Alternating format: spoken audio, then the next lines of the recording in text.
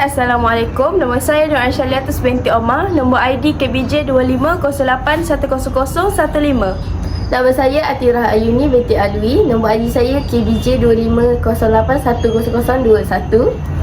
Beta panda lah, be. Mak ayah dia nak sekolah. Janganlah.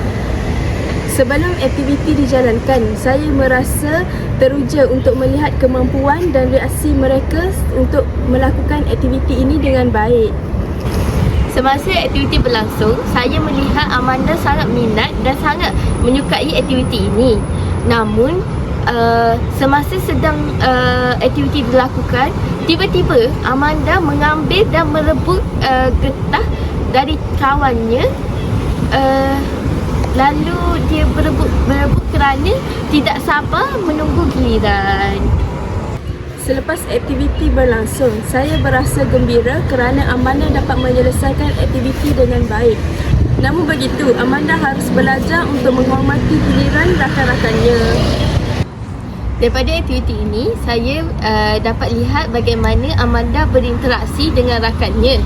Selain itu, saya juga dapat tahu bahawa tingkah laku kanak-kanak ini berbeza-beza. Walaupun ada kejadian seperti berebut, ini memberi kami faham kepentingan dalam membimbing kanak-kanak untuk lebih bersabar, untuk bekerjasama dan berkongsi dalam melakukan aktiviti.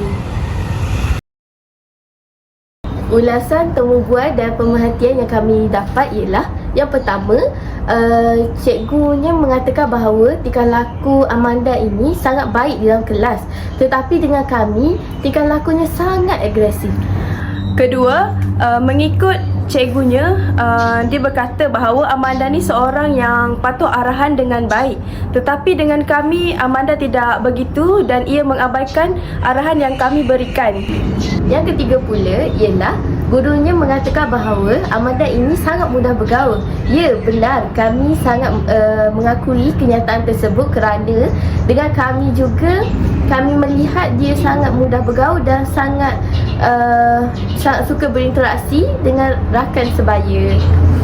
Akhir sekali, cikgunya juga berkata yang Amanda ni apabila ditegur tidak menunjukkan apa-apa reaksi negatif dan mendengar sahaja teguran tersebut. Tetapi dengan kami, Amanda ni dia menunjukkan reaksi negatif dan dia buat muka dekat kita orang apabila kita orang tegur salah dia.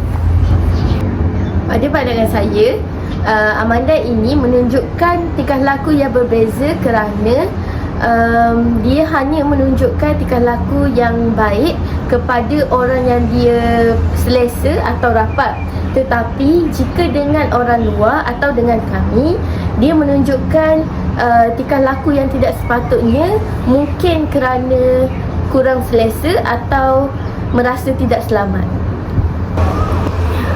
Mengikut pandangan saya pula, Amanda ni mempunyai kemahiran sosial sangat baik kerana dia mudah bergaul dengan rakan-rakannya. Tetapi dia harus belajar lagi cara mengawal emosi dan menerima teguran walaupun dengan sesiapa pun, walaupun bukan gurunya. Itu sahaja daripada kami. Sekian, terima kasih.